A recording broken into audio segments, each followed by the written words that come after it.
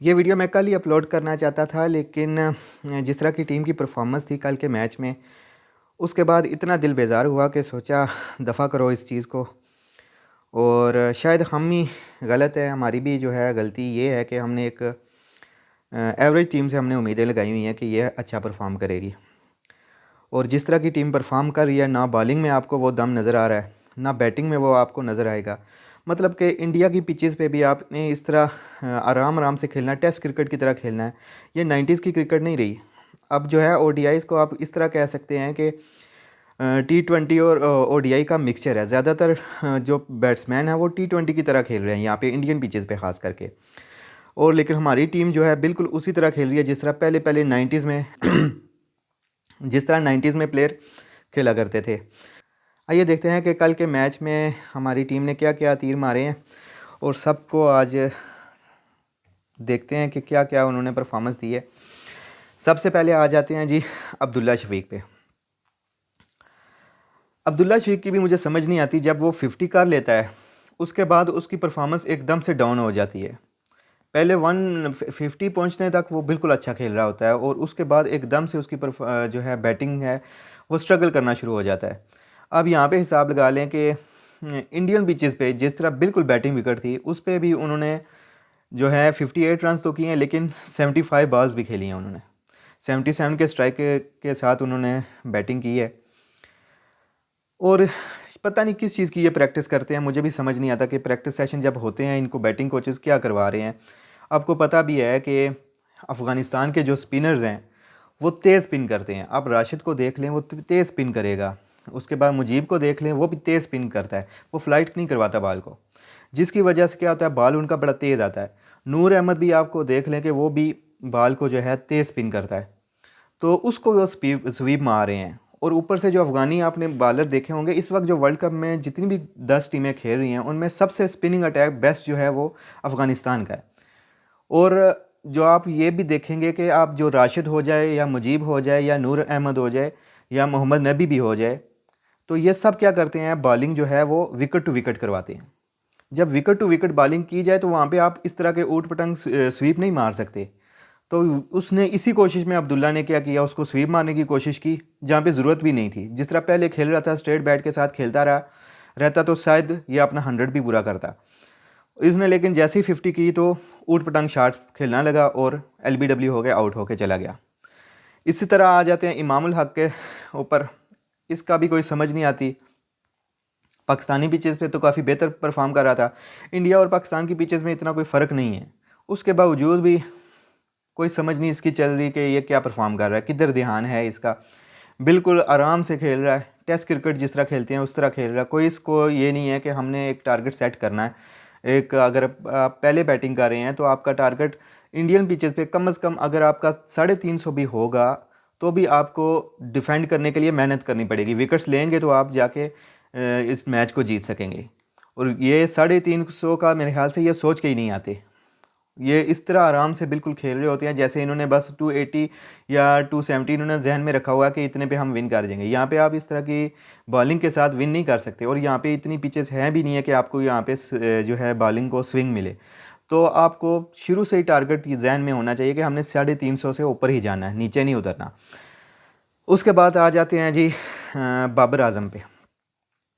ठीक है, बाबर आजम ने पिछली इनिंग्स में कुछ मैचेस से कोई अच्छा परफॉर्म नहीं कर रहा। यहाँ पे उसने कम बैक करने की कोशिश की, लेकिन फिर भी 92 बॉल्स खेली हैं, 74 रन स्कोर किए हैं और 92 बॉल्स भी उसने खेली हैं 80 के स्ट्राइक के साथ। तो ये भी काफ़ी जो है कंसर्निंग है। स्पिन पे स्ट्रगल कर रहे हैं सारे। नूर अहमद जो है वो कम बैक किया था इस मैच में, उसने टीम में उसने आके वक्ता डाल दिया सबको। फिर आ जाता है जी रिजवान। रिजवान को ये समझ नहीं आती कि इतना जो है एक्सपीरियंस होने के बावजूद भी आप ऊट पटांग शॉट क्यों खेल रहे हैं। इतने बाहर से उसने स्वीप लगाया है, वहाँ से तो कोई चांस भी नहीं था कि आप बाउंड्री क्रॉस करते। ऊट पटांग शॉट खेला है बिल्कुल, जो है स्वीप जो उसने मारा है बिल्कुल अपने ऑफ स्टंप से बाहर खींच के उसने बॉल निकालने की कोशिश की है। ऐसे तो ये क्या क्रिकेट खेल रहे हैं, आप लोगों का क्या ध्यान है कि आप इस तरह जो है बल्ला हिलाते जाएंगे, हर बार जो है वो आपको बाउंड्री मिलेगी। इस तरह क्रिकेट नहीं होती। साउथ स्किल की भी कोई समझ नहीं चलती। इंडिया के मैच में भी आप देख रहे होंगे कि कुलदीप के आगे बिल्कुल वो स्ट्रगल कर रहा था। और यहाँ पे भी आप देखें नूर अहमद की बॉल उसको बिल्कुल समझ नहीं थी चल रही कि किस तरह खेलनी है। वो भी इसी तरह जो है एक पता नहीं अपनी 25-30 रन की इनिंग खेल के वो चला जाता है, जैसे कोई उनके सर पे कोई जिम्मेदारी नहीं है कि अगर फ़र्ज़ करें कि रिजवान और बाबर जल्दी भी आउट हो जाते हैं तो पीछे आप लोगों ने इनिंग्स को लेके चलना है। ये आते हैं अपना 25 रन किया, 30 रन किया और आउट होके चले गए। फिर आ जाते हैं जी शादाब खान। एक तो मुझे इस टीम की ये चीज़ समझ नहीं चली कि आपने ऑलराउंडर्स कौन से लेकर गए हैं। शादाब खान है, नवाज़ है और उसामा को भी एज आ ऑलराउंडर लेकर गए हैं, जिनकी ना तो बॉलिंग चल रही है और ना बैटिंग में कोई परफॉर्म कर रहे हैं। ठीक है, तो क्यों ना आप एक इनकी जगह एक जो है एक रेगुलर बैट्समैन को खिलाएं, प्रॉपर बैट्समैन को खिलाएं और उनके साथ एक रेगुलर स्पिनर को खिला लें। लेकिन आपके पास तो रेगुलर स्पिनर है भी नहीं, आपने उसको तो रिज़र्व में डाला हुआ है इब्रार अहमद को। तो क्या आपने किस तरह की टीम सिलेक्शन की है, यह आपका बहुत बड़ा सवालिया निशान है आपकी जो है मैनेजमेंट पे भी और जो टीम सिलेक्शन की जो कमेटी है उसके ऊपर भी, कि आपने ये किस तरह की टीम सेलेक्ट करके भेजी है। जहाँ पे आप देख लें कि शादाब भी जो है बैटिंग ने उसने की है 40 रन किया 38 बालें खेल के, जहाँ पे आपको स्ट्राइक रेट कम से कम 150 का चाहिए था। जिस तरह इफ्तिखार हिटिंग कर रहा था इस तरह का आपको प्रॉपर बैट्समैन चाहिए था जो आपको आखिर में आके हिटिंग कर सके। नेक्स्ट मैच में मुझे लगता है कि सऊद शकील को बिठा के आगा सलमान को खिलाना चाहिए, उसको चांस देना चाहिए क्योंकि वो हिटिंग कर सकता है। यहाँ पे सऊद शकील मुझे लग रहा है कि वो स्ट्रगल कर रहा है। उसने वार्म अप मैचेस 2 मैचेस में अच्छी परफॉर्मेंस दी है, लेकिन उसके बाद उसने बिल्कुल जो है कुछ परफॉर्म नहीं किया। आगे आ जाते हैं इफ्तिखार अहमद। इफ्तिखार अहमद ने जो अपना काम करना था वो उसने किया है। उसने आके 40 किए हैं 27 बालों पे, और मुझे ये हैरानी होती है इसको एज अ बैट्समैन लेकर गए हैं, इसको बॉलिंग रेगुलर क्यों नहीं दे रहे, इससे 10 ओवर करवाएं। जहाँ आपके शादाब और उसामा मीर और नवाज़ जो हैं बॉलिंग में इतनी मार खा रहे हैं, ना उनकी बॉल स्पिन हो रही है, फुल टॉसिंग पे फुल टॉसिंग फेंक रहे हैं, वहाँ पे इफ्तिखार अहमद इनसे बेहतर बॉलिंग करवा रहा है। वो रेगुलर बॉलर की तरह वो बॉलिंग करवा रहा है और विकेट टू विकेट बॉल करवाता है, तो उसको उतनी मार भी नहीं पड़ रही। नेक्स्ट आ जाते हैं जी बॉलिंग में आए तो शाहीन अफरीदी। अब शाहीन अफरीदी का मसला ये है कि शाहीन अफरीदी को सब ने जज कर लिया है। वो अगली जो टीमें आती हैं वो इतनी पागल नहीं होती, उनको पता होता है शाहीन जो है पहले 1-2 ओवर में वो आगे ही बॉल करेगा, तो स्विंग करने की कोशिश करेगा। और आपको पता होना चाहिए कि इंडिया की जो पिचेज़ हैं वहाँ पे आपको स्विंग नहीं मिलता। जब आपको स्विंग नहीं मिलता तो आपको मार पड़ेगी अगर आप आगे बॉल करेंगे। तो ऐसी सिचुएशन में आपको क्या करना चाहिए कि आपको अपनी जो है बेसिक्स पे आना चाहिए। जो फास्ट बॉलर है अपनी बेसिक्स पे आए, अपनी हार्ड लेंथ पे बॉल करे, अपने जो है गुड लेंथ पे एक बॉल करे, एक लाइन पे बॉल तो करे ना। कोई बॉल जो है बिल्कुल बाउंसर करवा रहा है, कोई बिल्कुल उसके आगे करवा रहा है, कोई आगे फुल टॉस करवा रहा है, कोई कुछ कर रहा है।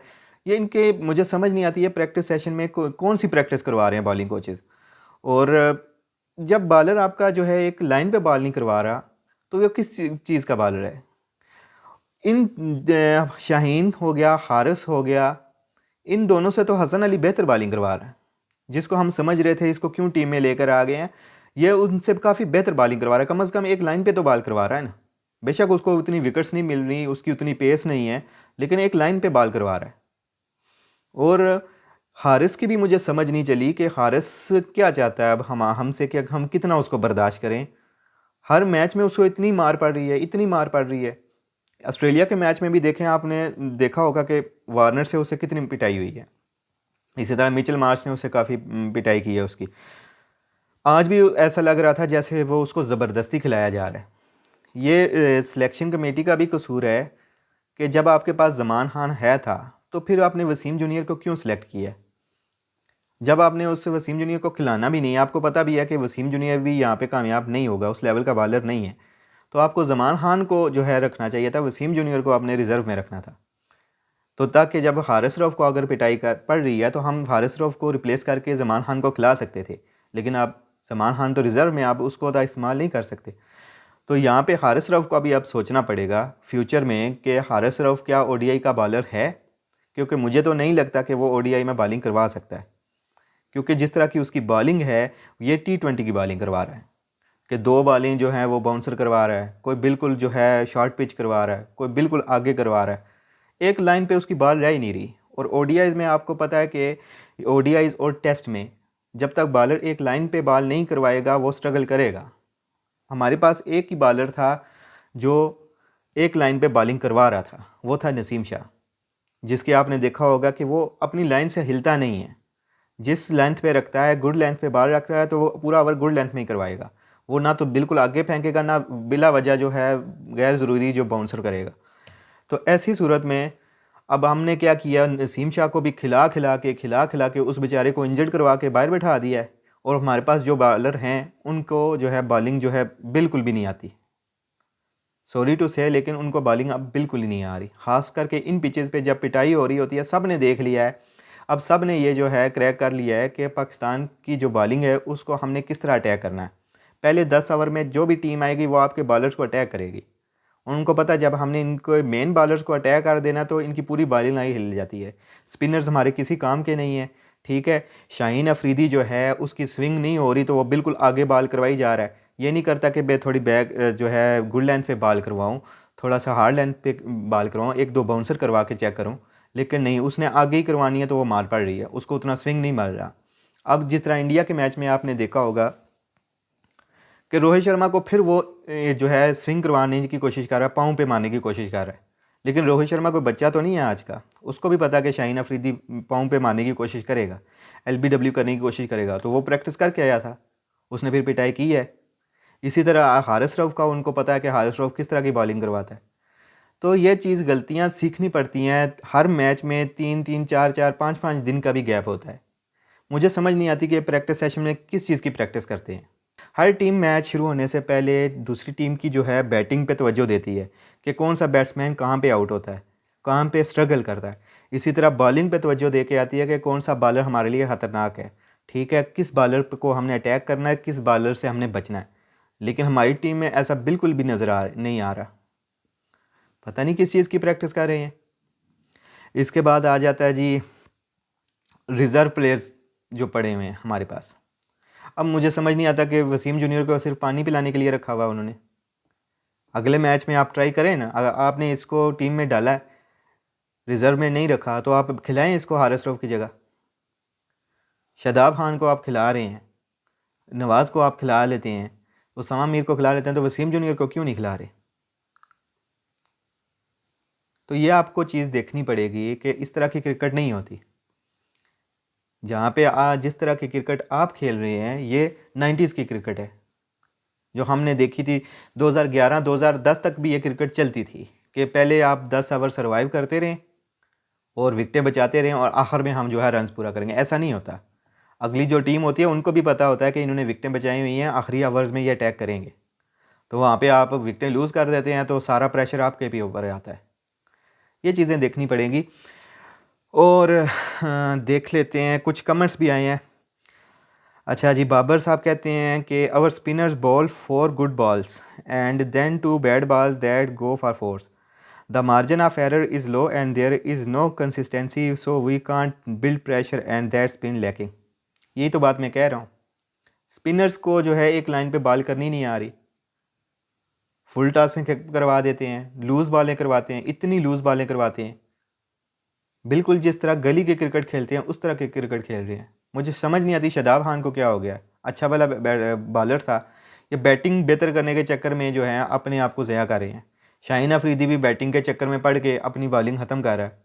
शादाब खान भी जो है पता नहीं स्मिथ बनना चाह रहा था, क्या करना चाह रहा था, ना तो अब बैटिंग कर रहा है ना बॉलिंग कर रहा है। तो ये चीज़ देखनी पड़ेगी। हमारे पास एक रेगुलर स्पिनर इबरार अहमद है था, हमने उसको रिज़र्व में क्यों डाला है? और उस बेचारे को आपने एक चांस भी नहीं दिया कि ओडीआईज़ में आप उसको खिलाएं। उसको चेक तो करें कि क्या वो बॉलिंग करवा सकता नहीं करवा सकता। और इन पिचेस पे वो करवा सकता था, बेहतर बॉलर इन दोनों से तो बेहतर था। लेकिन आपने उसको रिज़र्व में रखा। जमान खान को आपने रिज़र्व में रखा, उसने एक एशिया कप का मैच खेला था फाइनल, उसमें आपने देखा था कितनी बेहतर बॉलिंग करवाई थी, अच्छी बॉलिंग करवाई थी। और इंडियन पिचेस पे आपको पता है कि वेरिएशंस का सारा कमाल होता है। यहाँ पे पेस नहीं चलती, यहाँ पे जितनी पेस होगी उतनी मार पड़ेगी क्योंकि आउटफील्ड बहुत तेज़ होती है। तो आपको ये गलतियाँ अपनी ठीक करनी पड़ेंगी। और ख़ास तौर पे हारिस रऊफ़ का मुझे लग रहा है कि फ्यूचर में इसका जो ओडीआई में है टीम में रहना बड़ा मुश्किल हो जाएगा। अगर इस तरह की बॉलिंग करवाता रहा तो मेरा नहीं ख्याल कि आगे इसको ओडीआई में कंसीडर भी किया जाएगा। नेक्स्ट देखते हैं कि लोग क्या कमेंट कहते हैं। ज़रा लोग फ्रस्ट्रेट हैं, बड़ी उम्मीदें लगा के बैठे होते हैं कि हमारी टीम अच्छा परफॉर्म करेगी, अच्छा खेलेगी, लेकिन आप अफ़गानिस्तान जैसी टीम के सामने भी बिल्कुल ऐसे लग रहे हैं कि वन साइडेड अफ़गानिस्तान ने आपको हराया है। बॉलिंग में बिल्कुल जान नहीं थी रात को, क्या परफॉर्मेंस दे रहे हैं। और उनके बैटिंग देखें अफ़गानिस्तान की आप बैटिंग चेक करें, कोई भी बैट्समैन ऊट पटांग शॉट नहीं खेल रहा, प्रॉपर शॉट खेल रहा है और बिल्कुल स्ट्रेट बैट के साथ खेल रहा है। कोई तिरछा आ रहा शॉट नहीं मार रहा, कोई स्वीप बिला वजह के स्वीप शॉट नहीं खेल रहा। उनको पता हम रन बॉल भी खेलेंगे यहाँ पे ये चेज़ हो जाता है, क्योंकि इंडियन पिचेस पे ये 282 कुछ टारगेट नहीं है। यही टारगेट आपका 360 370 के करीब होता तो आप कह सकते थे कि हम इसको टफ़ टाइम दे सकते हैं, फिर आप विकेट्स लिए बगैर भी शायद जीत जाते। लेकिन मेरा नहीं ख्याल, फिर अफ़गानिस्तान भी उस वक्त भी अटैक कर रहा होता आपको। लोगों के कमेंट्स देखते हैं। ये अरसलान शहजाद साहब कहते हैं कि बाबर को रिज़ाइन दे देना चाहिए वरना पाकिस्तान इतना अच्छा बैट्समैन खो देगा। मेरा भी यही ख्याल है, बाबर आजम को चाहिए कि रिटायरमेंट ले ले, ख़ास तौर पे कप्तानी से रिटायरमेंट ले ले, क्योंकि इतना प्रेशर उस बेचारे ने अपने आप पे ले लिया बिला वजह का। अब अपनी बैटिंग पे तवज्जो दो, हम आपको अच्छा परफॉर्म करता हुआ देखना चाहते हैं, आप अच्छे बैट्समैन हैं, लेकिन आप क्या कर रहे हैं। तो कप्तानी का आपने इतना भूत सवार कर लिया है, इतना प्रेशर ले लिया है कि आपकी अपनी बैटिंग परफॉर्मेंस ख़त्म हो गई है। इससे बेहतर है कि आप रिज़ाइन कर दें कप्तानी से और कप्तान किसी और को बनने दें। जो एवरेज प्लेयर भी होगा वो कप्तानी कर लेगा, आप अपनी बैटिंग पे तवज्जो दें। खान साहब कहते हैं जी, मोहम्मद नवाज़, शादाब खान और हारिस को टीम से आउट करो, फिर देखो कैसी परफॉर्मेंस आती है।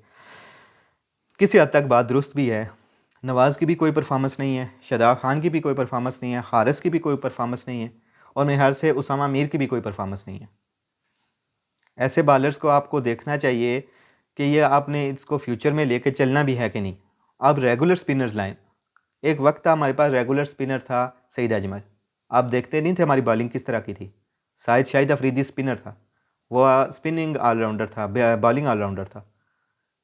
बैटिंग से ज़्यादा वो बॉलिंग में बेहतर परफॉर्म करता था, ख़ासतौर पर प्रेशर मैचेस में जहाँ पे बड़ी टीम्स होती थी उनके खिलाफ अफरीदी परफॉर्म करता था, मोहम्मद हफीज़ परफॉर्म करता था, सईद अजमल परफॉर्म करता था।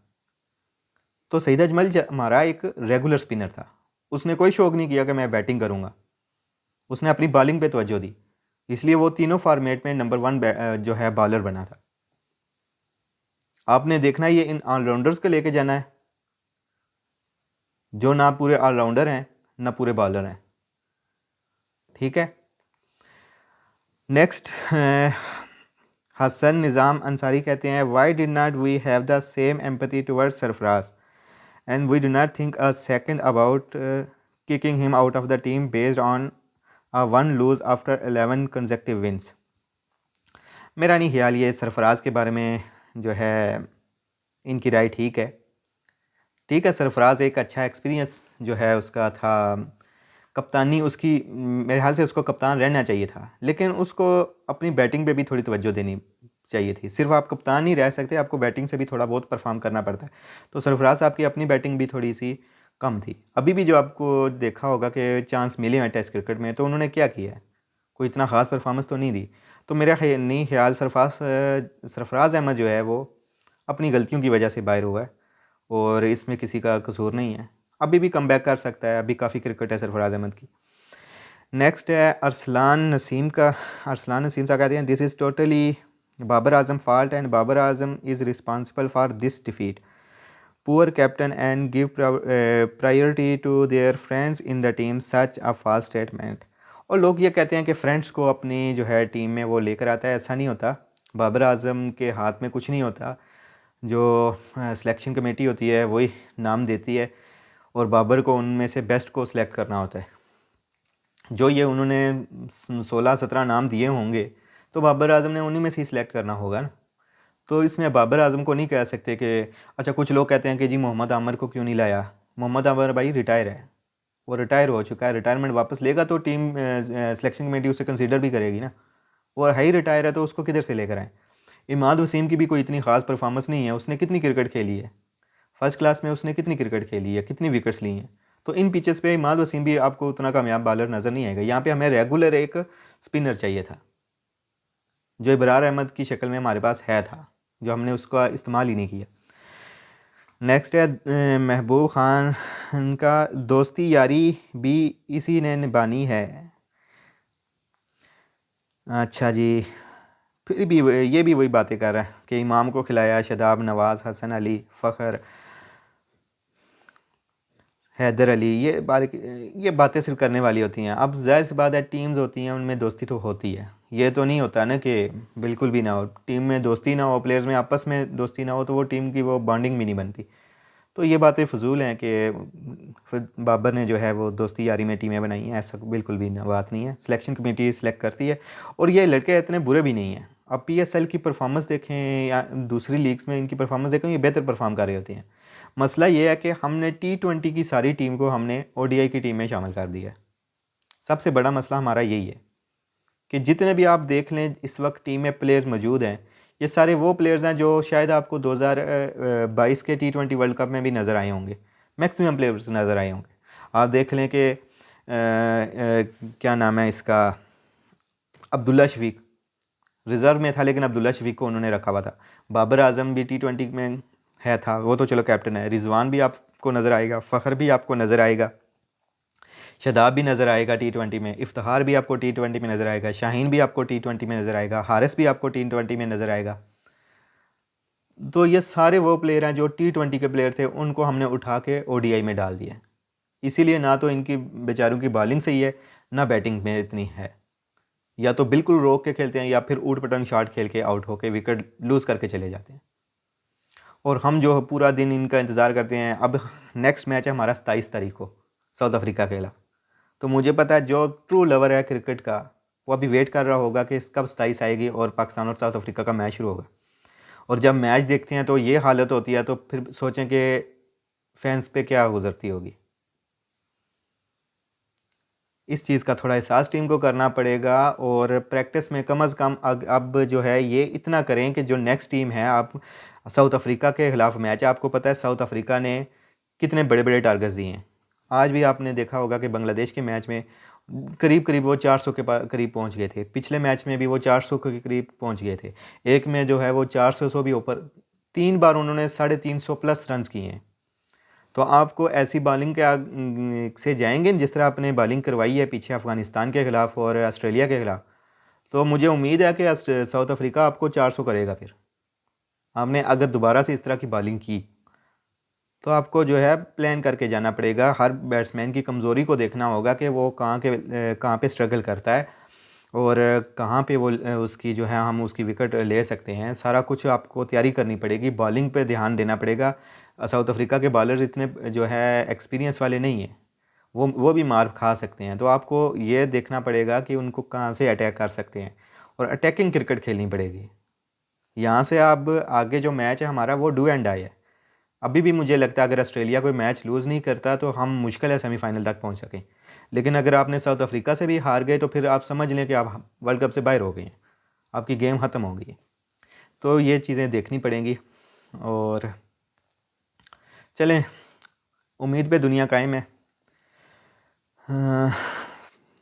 हम भी इसी उम्मीद से हैं कि शायद अच्छी टीम परफॉर्म करे, और साउथ अफ्रीका वाला मैच, उसके बाद बांग्लादेश, उसके बाद न्यूजीलैंड और इंग्लैंड, इनमें एक अच्छी ऐसी परफॉर्मेंस दे, सिर्फ ना कि अच्छी परफॉर्मेंस और अच्छे रन रेट के साथ जीते, और बताए कि पूरी दुनिया को हम अभी टीम जो है वर्ल्ड कप से आउट नहीं हुए, हमने कम बैक करना है और तगड़ा कम बैक करना है। चलें जी, आज की वीडियो इतनी। उम्मीद करते हैं कि नेक्स्ट मैच में जो है टीम अच्छा परफॉर्म करे। तब तक मुझे दीजिए इजाज़त। अल्लाह हाफिज़।